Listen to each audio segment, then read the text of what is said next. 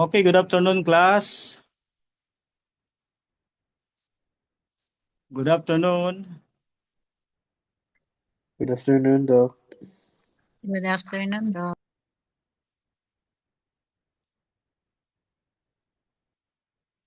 Okay, welcome to our class this afternoon. Our subject, Historical and Theological Foundations of Chaplaincy. So, may I remind you the previous assignment? Only two already submitted their assignment last meeting. So, please be reminded and comply. Okay. Before we start our meeting this afternoon, we would like to ask the guidance of the Holy Spirit to enlighten us. Let's pray. Our most gracious God, Heavenly Father, this afternoon would like to invite your holy presence and kindly give us wisdom and power to discuss powerfully the message and lessons. May you open the minds of our scholars so that they can grasp all the lessons that we need to be learned. Thank you so much, Lord, for answering our prayer and also for the forgiveness of our sins that we have committed against thee. In Jesus' name we pray. Amen. Okay, this will be our third week or third meeting. Okay, let's continue our discussion. We're going to tackle the last part of the unit number 2, focusing the biblical foundations of chaplaincy. We already discussed God as shepherd and caregiver, Jesus as the model of compassionate presence, ministry of presence in the Gospels, the Holy Spirit and pastoral care. And this afternoon, we will continue this last part of unit number 2, biblical themes about suffering, hope, healing, and reconciliation. Okay, let's get the ball rolling. Okay, our core biblical themes, suffering, hope, healing, and reconciliation. This will be the focus of our studies this afternoon. This unit explores the biblical theology that undergirds chaplaincy ministry. Chaplains serve as the intersection of human pain and divine presence. So scripture provides both the framework and the motivation for compassionate redemptive care. Take note of that. As chaplains, we need to render or provide the framework of compassionate and redemptive service, okay, to our clients. So we have here the meaning of suffering. Number one, suffering, the state of undergoing pain, distress, and or hardship. Okay, so we have biblical understanding of suffering. Suffering is a universal human experience in a fallen world. Based on uh, Genesis chapter 3 and Romans chapter 8 verses 18 to 23, suffering is a universal human experience in a fallen world. So we know that already that uh, after sin entered into this world, uh, people suffering in all kinds of uh, negative experiences. Okay? The Bible presents sufferings not merely a punishment, but a context for growth, testing, and deeper reliance on God.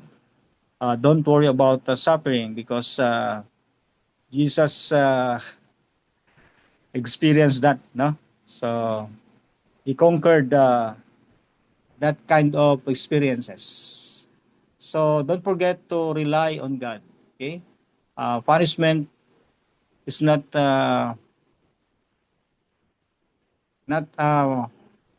suffering are not punishment, but sign of growth, testing, and deeper reliance on God, like the experience of uh, Prophet Job. Okay, so we have key biblical passages about suffering. Number one is Job chapter 1 to 2 and chapter 42. He was innocent, but he suffered, but he overcame. He became faithful. He endured the trials and sufferings. So in Job chapter 1 and 2, and chapter 42, innocent suffering and faithful endurance. So kahit yung mga inosenteng mga lingkod ng Panginoon ay not exempted. Even innocent servants of God are not exempted or were not exempted. Okay, Psalms 22 and Psalms 88, honest lament before God. Okay, Isaiah 53, 3 to 5, the suffering servant. It refers to the Lord Jesus Christ. In 1 Peter chapter 4 verses 12 to 13, sharing in Christ's suffering. Kapag tayo na po nakakaranas ng mga kahirapan, sufferings, tayo nakikibahagi sa sufferings ay yung mga kahirapang dinanas ng ating Panginoong Hesus. Okay? So next, chaplain's implications about sufferings. Chaplains do not explain away suffering but accompany people with within it. Yan, okay? So chaplains do not explain away suffering but accompany people within it. Yan. So ministry of presence is often more biblical than quick answers. Job chapter 2 verse 13. This passage emphasizes that it is more important to be present in times of suffering than to give quick answers to their inquiries. Okay, validation of pain and lament is faithful spiritual response. Okay, okay, don't ignore the pain and lament. Okay, so that's incorporated feelings during sufferings. Okay, next, we have biblical understanding of hope. Biblical hope is not wishful thinking but confident trust in God's promises. So hope is rooted in God's character, faithfulness, and future redemption. Take note that our hope is rooted in God's character, His faithfulness, and His future redemption for His faithful followers. Okay? So we need to be confident. Just trust God because He is trustworthy. He's trustworthy enough. Okay. So that is number 2. Okay, hope. And then let's proceed to the key biblical passages about hope. Jeremiah 29 verse 11 is very prominent. Hope rooted in God's purposes. Okay, in Lamentations 3:31 to 33, hope amid afflictions. Romans 5:1 to 5, hope that grows through suffering. And 1 Peter 1:3 to 5, living hope through resurrection. Those or these are biblical passages supporting the Christian hope in times of crisis or sufferings. About chaplain's implications, what are the implications for our ministry with regards to hope? Chaplains serve as carriers of hope without denying present pain. Number 2 is hope may be expressed quietly through compassion, prayer, and scripture. And number 3, even in end-of-life care, hope is reframed toward God's eternal promises. So that's the chaplain's implication with regards to hope. Okay. Next, Number 3 is healing. So biblical understanding of healing. Healing in scripture is holistic, physical, emotional, relational, and spiritual. So that is holistic healing, no? Physical, emotional, relational, and spiritual. Okay? God is revealed as healer. The word Yahweh Rapha meaning the Lord is our healer. So you can find this text, in Exodus 15 verse 26. The Lord is our healer. Okay? So next biblical passages, Psalms 147 verse 3. God heals the brokenhearted.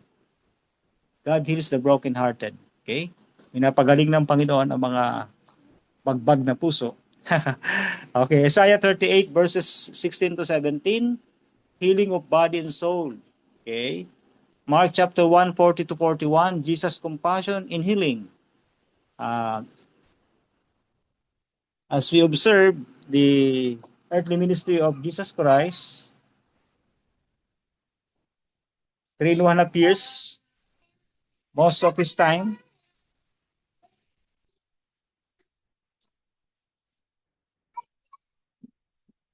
he used to do healing ministry or medical missionary work rather than preaching. Okay? Mas maraming panahon ni Jesus Christ ay ginamit sa healing more than preaching. Okay?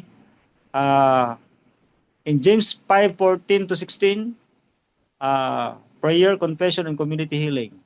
Sabi doon ay, may sakit baga ang sino man sa inyo, ipatawag ang mga matanda sa iglesia. Ayan. Magpatawad, humingi ng tawad, and then darating ang kagalingan. So, yun. James chapter 5 verse 14 to 16. Okay. That's healing. Okay, next. Chaplaincy implications with regards to healing ministry. Healing does not always mean cure. It may involve peace, acceptance, or restoration of meaning. Chaplains respect medical processes while addressing spiritual wounds. Prayer and listening are essential tools of healing ministry. So we need to be balanced, especially while doing our ministries or hospital ministries. Don't neglect or don't underestimate the healing process rendered by hospices or hospitals. Okay? So we need to go hand in hand for the healing process.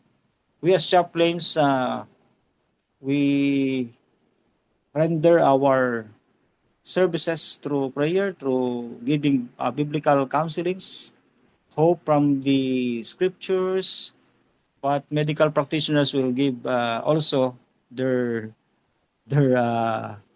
part, no, in the healing process. So we need to be balanced in doing our ministries. So prayer and listening are essential tools of healing ministry. Okay. Next is reconciliation, a biblical understanding of reconciliation. Reconciliation restores broken relationships with God, others, and oneself. So very broad ang meaning po ng reconciliation. Okay? Meaning restoration of a broken relationship, no? Broken relationship, not just with God, but to other people, and of course with ourselves, okay? With ourselves, okay? God is the initiator of reconciliation through Christ. So, sabi nga tayo naging kaaway ng Diyos because of sin, no? Dahil sa kasalanan, tayo mga naging kaaway ng Diyos. But Christ came to reconcile us to God. Okay? So, through His sacrifice, okay, He reconciled us to the Father. Okay? So, that is reconciliation, number 4. So, biblical passages about reconciliation. We have 4, 2 Corinthians 5:18 to 20, the ministry of reconciliation. In Romans 5:10 to 11, we reconcile to God through Christ. Okay? Ephesians 2:13-18, peace and unity in Christ. So Matthew 5:23-24, reconciliation as a spiritual priority. So we need to be reconciled not just to other people, to ourselves, but also to God our Father. So next, mga kaibigan. Okay. Chaplain's implications about reconciliation. Chaplains facilitate forgiveness, confession, and relational healing. As chaplains, we need to facilitate uh, for our clients, help them to forgive their enemies, to confess their own sins, and emphasize that relationship restoration is part of healing. Sometimes our sickness, not just because of bacteria or viruses or infection, but most of the time it came from different sources, other sources, stress or broken relationships.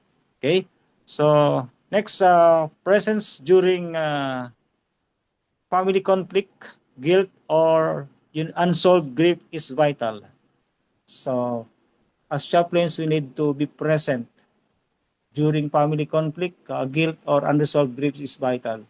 So our presence is very important. Okay, our presence is very important. Chaplain act as ambassadors of God's reconciling grace. So hindi tayo dapat maging mga gossipers. We need to be ambassadors, mediators of both parties. Okay?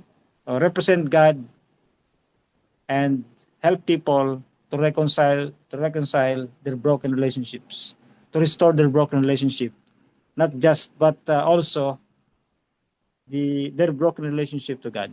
Okay? Okay. So we have here the summary, integrative summary of our lesson this afternoon, about four themes: suffering, hope, healing, and reconciliation, the biblical focus, and our chaplaincy response. Uh, Theme number one is suffering. Our biblical focus is a human pain and lament. And our response as chaplains, we need to uh, give our presence and compassionate service. Okay? So we need to be present in times of suffering. Okay? Next, number two is hope. Our biblical focus is God's promises. And then our chaplaincy response, encouragement and trust. Theme number three is healing, wholeness and restoration, our biblical focus, and our response, prayer and care. Number four is reconciliation, biblical focus, restored relationships, and chaplaincy response, peacemaking and grace. So that's the summary, integrative summary of our unit number two, biblical foundations of chaplaincy. Okay, let's continue and proceed to unit number three, theological foundations of chaplaincy. This unit examines how the doctrine of God, or theology proper, shapes chaplain's understanding of human suffering. Chaplaincy is grounded not only in pastoral skills but in faithful vision of who God is amid pain, crisis, and loss. What we believe about God deeply influences how we minister to those who suffer. That's under the doctrine of God and human suffering. Okay? So, in this chapter or in this unit, we need to examine how the doctrine of God, or theological foundations, shapes a chaplain's understanding of human suffering. So, yes. Okay, next. Doctrine of God and human suffering. Number one is God's nature and character in the context of suffering. So this is under the theological foundations of chaplaincy. So number one is God's nature and character. Take note that God is sovereign. He is powerful enough to solve human problems. Under God is sovereign, we have here God reigns over creation history. Our biblical passages to support this principle or this truth: Psalms 103 verse 19 and Daniel chapter 4 verses 34 to 35. So divine sovereignty does not mean God is the direct cause of all sufferings, but that nothing lies outside His redemptive purposes. So God, God is the direct cause of all suffering. Hindi po. That's not true. Okay, but that nothing lies outside His redemptive purposes. Ang plano ng Diyos ay magligtas, to seek and save the lost. But His enemy, naghahasik ng mga sufferings, kahirapan, sickness, death, no? Broken relationships. Okay? So we have here the key texts or passages. Isaiah 46 verses 9 to 10, Romans 8 verse 28. Chaplaincy insight with regards to doctrine of God and human suffering.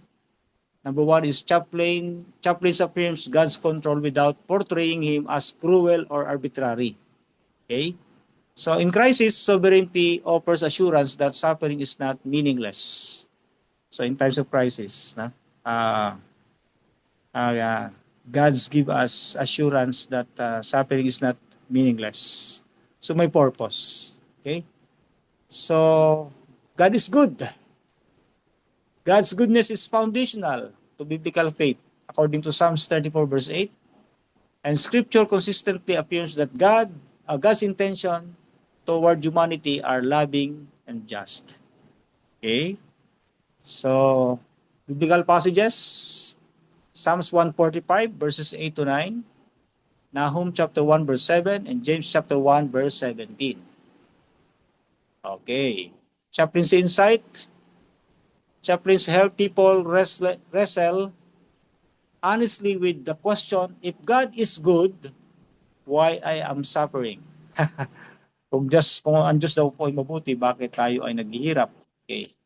So, chaplains help people wrestle to answer honestly the question, if God is good, why I am suffering? God's goodness is often revealed through presence rather than explanation. Okay? So, that's our part as chaplains. So next, God's love is personal, sacrificial, and covenantal. 1 John 4, 8 to 10. The cross of Christ is the ultimate revelation of divine love amid suffering. So yon. God's love is covenantal, personal, sacrificial, and covenantal. So we describe the love of God that is agape, the highest kind of love, no? The highest kind of love, even stubborn, loving the unlovable, okay? Forgiving the unforgivable, okay? That is the love came from God, okay? The cross of Christ is the ultimate revelation of divine love and amid suffering. Okay, to give evidence of His intimate love, ultimate love for humanity, He gave His only begotten Son, died on the cross for us to be saved. Okay, so that is a revelation of divine love. Okay, so Christ died for our sins, according to Romans 5 verse 8. Okay, so another biblical passages, so key texts about God is love. John 3:16, for God so loved the world that He gave His only begotten Son, for whosoever believeth on Him should not perish but have an everlasting life. In Romans 5:8, let's read our Bible. In Romans 5 verse 8,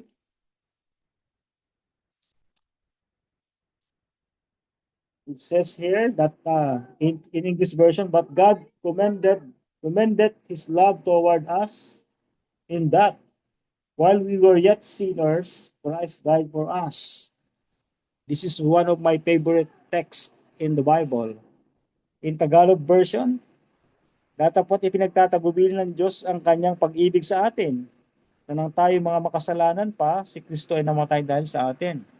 So that is Romans 5:8. That is the uh, very good text with regards to the proof of God's love for us as sinners. First John 1, 4, 4 1 John 4, 9 to 10. Okay, let's read for First John 4, 9 to 10. It was manifested the love of God toward us because that God sent his only begotten Son into the world to live with him.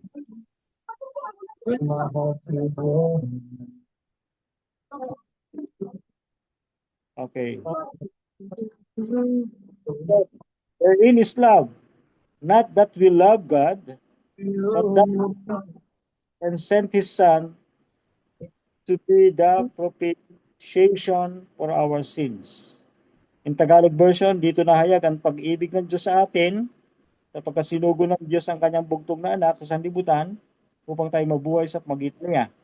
Narito ang pag-ibig, hindi sa tayo umiibig sa Diyos, kundi siya ang umibig sa atin at sinugo ang kanyang anak na pampalubag loob sa ating mga kasalanan. So Jesus Christ came and became our propitiation, okay, for us to be saved. Next, Chaplin's insight of God is love. Chaplin's love to empathy, full presence.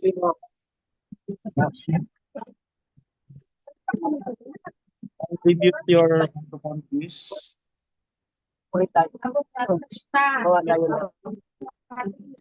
Medyo yung gumawi.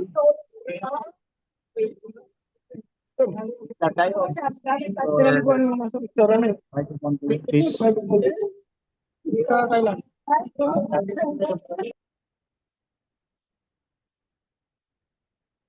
Thank you so much. Okay, love becomes tangible through listening, prayer, and advocacy. Love is an intangible thing, but you can experience love. Okay? Love becomes tangible, no? Through listening. Through listening, prayer, and advocacy. By giving an undivided attention. Ano yun? While listening for those who are experiencing suffering or grief because of the lost loved ones, and also by listening to their problems and giving them prayer, and of course by rendering our advocacy to our neighborhood, to the community. So love becomes tangible. Nahawakan na yung pag-ibig kapag ginagawa natin itong mga bagay na to. Okay, so next, the God who is with us. Number 2 is God's presence in human suffering. The God who is with us. Scripture reveals God as Emmanuel. In Isaiah 7 verse 14, Isaiah 7 verse 14, it says,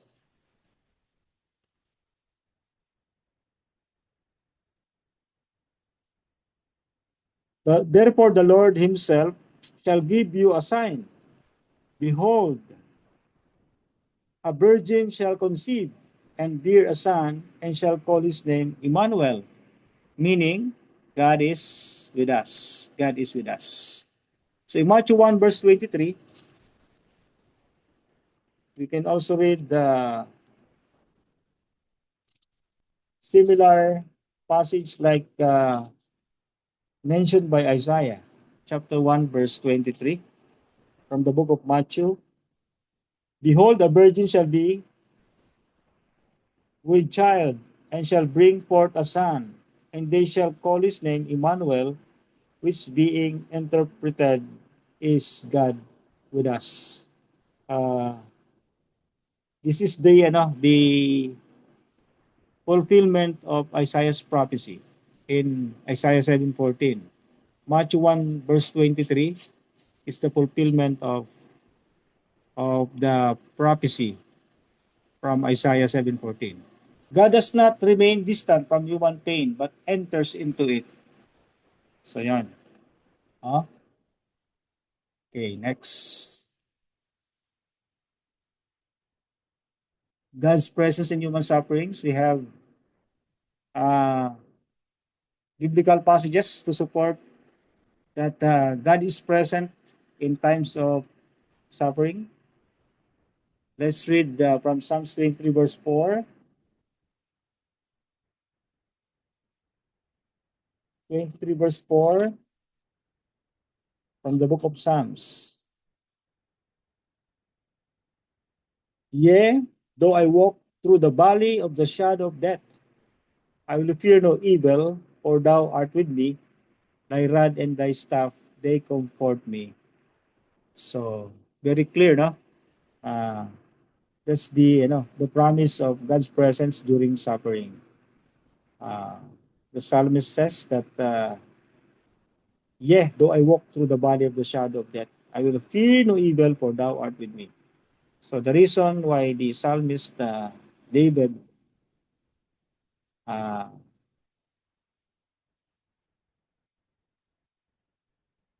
he overcome fear of the shadow of death because of the presence of God. Isaiah 43 verse 2, Hebrews 13 verse 5.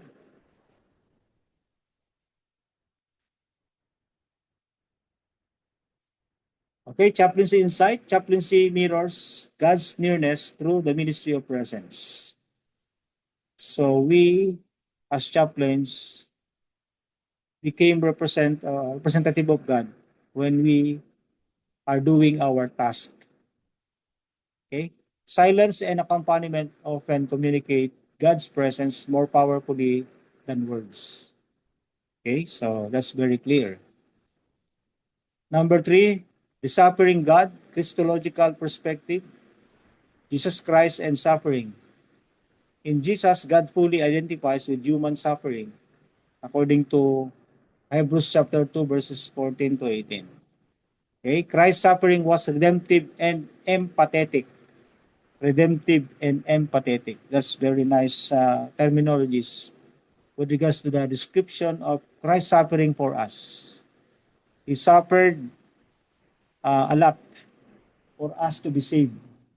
That's amazing manifestation of God's love, God's ultimate love for sinners, for us to be saved. Okay? So we have here three biblical passages. Isaiah 53 verses 4 to 6. So I would like to read those passages. Isaiah 53 verses 4 to 6. 4 to 6.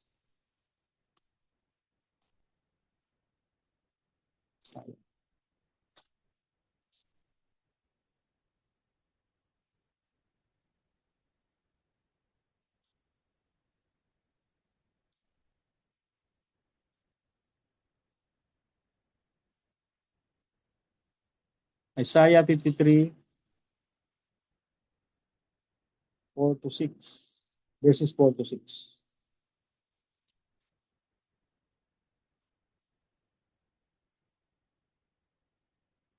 Surely he hath borne our griefs and carried our sorrows, yet we did esteem him stricken, smitten of God, and afflicted. Verse 5, but he was wounded for our transgressions. He was bruised for our iniquities. That the chastisement of our peace was upon him, and with his stripes we are healed. In verse 6, it says, as we like, all we like sheep have gone astray. We have turned everyone to his own way, and the Lord hath laid on him the iniquity of us all. So that's very nice. So, description of Isaiah for uh, with regards to the ministry of our Lord Jesus Christ as Redeemer of the world. So let's proceed to Matthew 27 verse 46. Matthew 27 verse 46.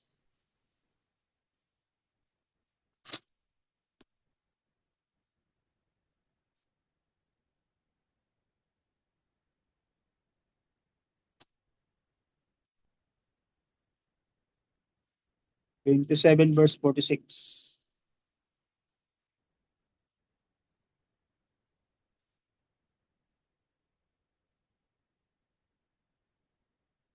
Matthew 27 verse 46.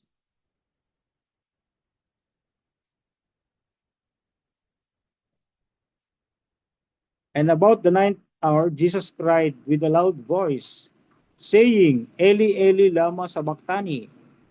That is to say, my God, why hast thou forsaken me? Okay, so that is part of Christ's suffering.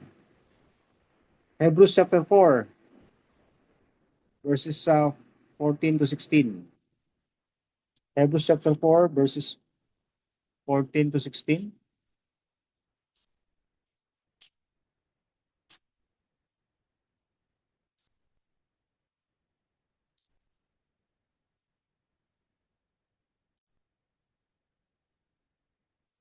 Verses 4 to 16. 14 to 16. Seeing then that we have a great high priest that is passed into the heavens, Jesus the Son of God, let us hold fast our profession. For we have not a high priest which cannot be touched with the feeling of our infirmities, but was in all points tempted like as we are, yet without sin. Verse 16, let us therefore come boldly unto the throne of grace, that we may obtain mercy and find grace to help in time of need. Very interesting passage with regards to Christ's sufferings. Okay, next, chaplaincy insight. Chaplains can point sufferers to a Savior who understands pain firsthand. So, as chaplains, we can point our clients, or suffering clients, to the Lord Jesus Christ, who understands pain because he also experienced that during his earthly ministry. Christ's suffering legitimizes human lament and grief. So naiintindihan ng Panginoon. He understands our tears, our needs. He understands our sufferings. Okay? Okay, number 4 is human suffering, a theological framework, sources of suffering. Let's check our time. We have remaining 40 minutes to go before we end up this lesson. Okay. Number 4, human suffering, a theological framework, and sources of suffering. We have 4 sources of suffering. Number 1 is fall. Number 2 is human sin. Number 3, spiritual conflict and faith testing. Under the falls, yung source of suffering, the fall, yung pagbagsak ng tao. Okay, brokenness in creation. Genesis 3, Romans 8, 20 to 22, those are passages record with regards to the fall of man. Okay? Human sin, personal and systemic evil in Galatians chapter 6 verse 7. Spiritual conflict, the reality of evil, Job chapter 1 and 2, chapters 1 and 2, and Ephesians chapter 6 verse 12. The evil is real, no? not just an imagination. He's a real supernatural being created by God. Okay, but he chose to disobey God. Faith testing, growth, and refinement. Yeah, we can read it in James chapter 1 verses 2 to 4. Okay. Chaplain's insight with regards to sufferings. Chaplains avoid simplistic explanation of or blaming language. The goal is meaning making, not theological debate. Okay? So we need to understand that point. Okay? So number 5, God's redemptive purposes in suffering. God can bring transformation, maturity, and hope through suffering. So may purpose. May purpose ang suffering. God can bring transformation, maturity, and hope through suffering. Ultimate redemption points toward resurrection and new creation. So that's very uh, good benefits of suffering, or purpose of suffering, redemptive suffering. Okay, biblical passages about this topic, Romans chapter 8 verse 18. You can read 2 Corinthians 4:16 to 18 and Revelation 21 verses 3 to 5. You can screenshot and you can read your Bible. Okay, next, chaplain's insight. With regards to God's redemptive purposes in suffering, chaplains gently reframe suffering within God's larger story of redemption, and hope is offered without denying pain. So that's good news. We have hope, no? We have hope in Christ. Okay, next. Reflection question. Okay, since we have remaining 10 minutes. So may I invite you to share with us and answer the reflection questions. Number 1, how does your understanding of God shape your response to suffering? Okay, let's have a graded recitation. We will give you 10 points for answering these questions. We have only 4 questions, and let's consume our remaining 10 minutes to answer reflection questions with regards to our topic this afternoon. Okay? May I see your electronic hands?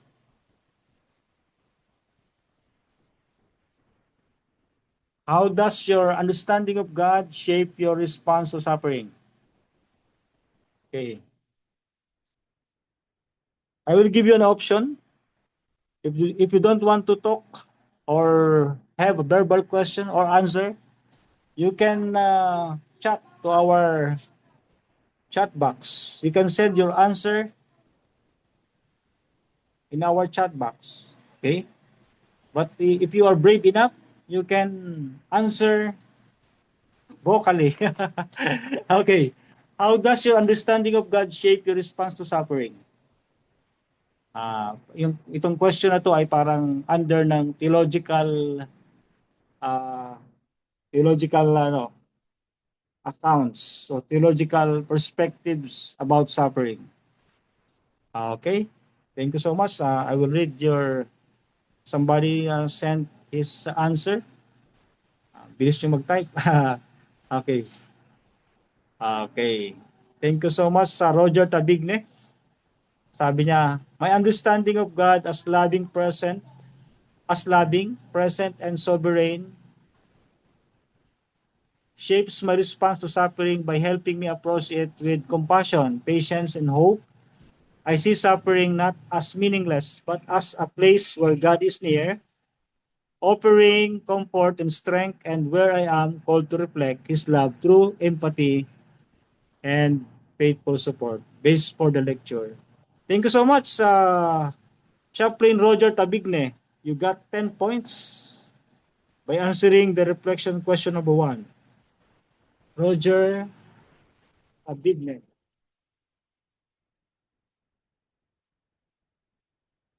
Next.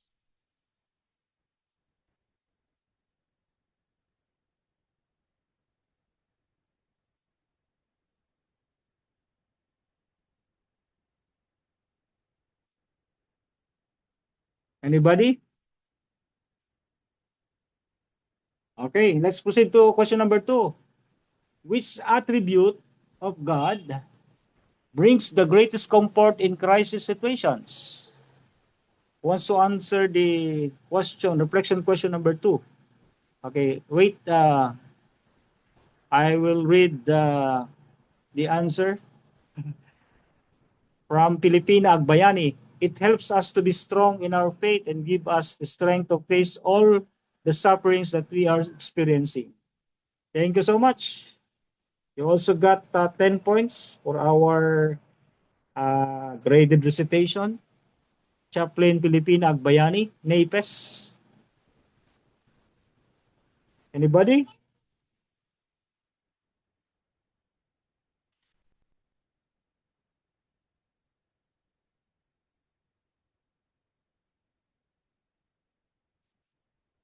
Okay, Nobita Biernes.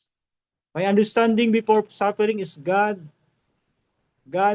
punishment to me, but when I'm growing in faith to Him and knowing Him more, it is a spiritual growth and it human choices too. Thank you so much, Nobita Biernes, Chaplain Nobita Biernes, for answering question number 2. Attribute. Number one, sorry. Which attribute of God brings the greatest comfort?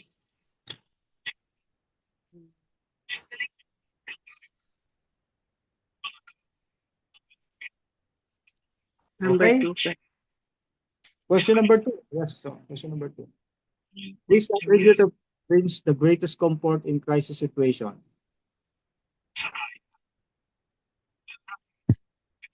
Okay, let's proceed to question number 3. How can chaplains speak about God without causing spiritual harm? Okay. Let's read the answer from Chaplain Melvin Laida. For number 2, sabi ni Roger Tabigne, for the number 2, God's presence bring the greatest comfort in crisis because it assures us that we are not alone and that He remains near, faithful and attentive even in the midst of pain and uncertainty. Okay, additional points to Roger Tabigne. Thank you so much for your beautiful answer. And Melvin Laida, the greatest comfort of God's true crisis for me as a missionary, uh, always have a crisis in my ministry, but God always guide me and help me to success to winning soul. Thank you very much po. Okay. Chaplain Melvin Laida.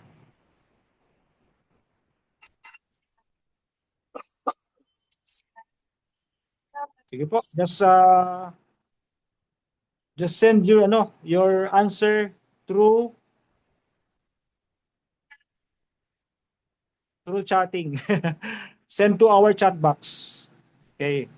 Nobita Biernes, additional answer. For me, the greatest attribute of God is compassionate, loving, and comfort. Okay, Nobita, additional points. How about the others? Okay, we have only 3 minutes remaining, 3 minutes. Who can answer the question number 4? How does Christ's suffering influence your ministry approach?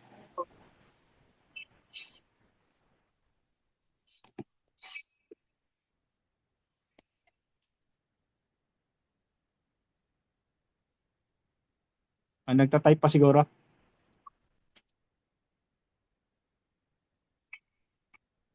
Okay. Last one. Last 3 minutes pala. May I invite somebody to lead a prayer, closing prayer? The greatest comfort of God for me is His promises. Sabi ni Pilipina Agbayani. Thank you so much, Pilipina Agbayani. For number 3, sabi ni Roger Tabigne, Chaplain Roger Tabigne, God's presence brings the greatest comfort in crisis because it reassures us that we are not alone and that He remains near, faithful, and attentive even in times of pain and uncertainty. Thank you so much, Roger Tabigne, for that beautiful answer. Okay. Okay po.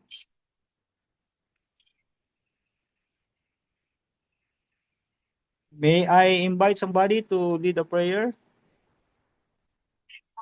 We'll give another 5 points for the prayer. Okay. Wala na po bang answer? Pag nag-exactly 2 o'clock,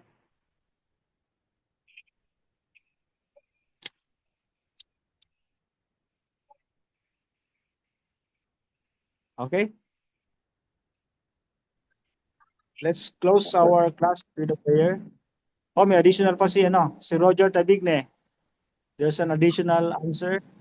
As a medical missionary, God's presence brings the greatest comfort in crisis because it reassures both patients and caregivers that we are not alone and that He remains near, faithful, and attentive even in times of pain and uncertainty. Well, ito na po ay answer for number 4. Thank you so much sa Chaplain Roger Tabigne. Siya pala isang medical missionary. Lubita Biernes. Wait lang po Okay, wait lang. Roger Done. Tabigne. Yes po.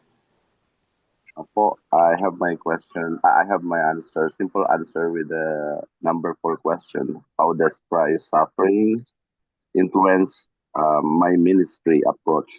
By simply praying with my what do you call this, the the patients who are in suffering as well. So I feel that suffering that they have gives influence on my ministry to let them feel that God also suffering with them with their pain and praying with them for the solution. Let them feel that God is there, giving them solution for their uh, pain that they have, and of course, informing them that Jesus healed even without medicines, just their faith be restored and repent for their sins. So that's it. Thank you, sir. God bless. Okay. Thank you so much sa Chaplain Dominic Otod. Since we have no time, time is running out.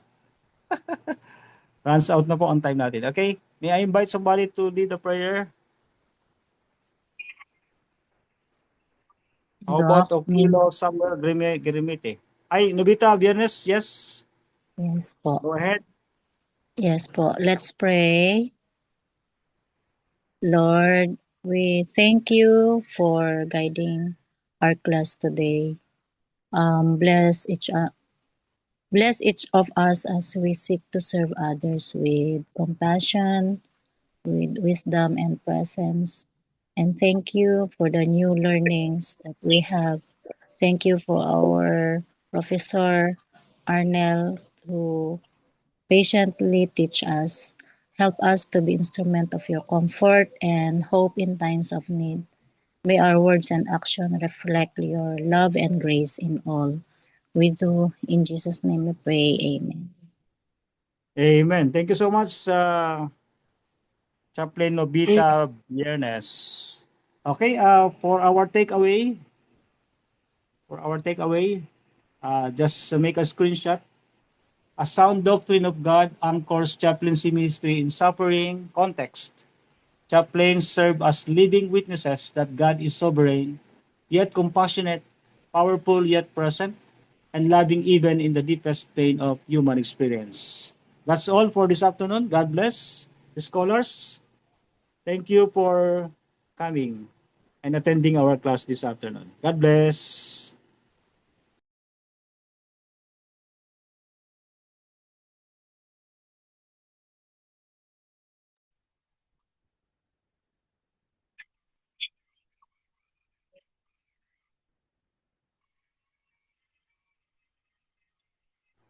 Let's give our time to the next professor. Thank you so much, Doc Arnel, for that lesson that you gave to us. So, good afternoon, everyone. So,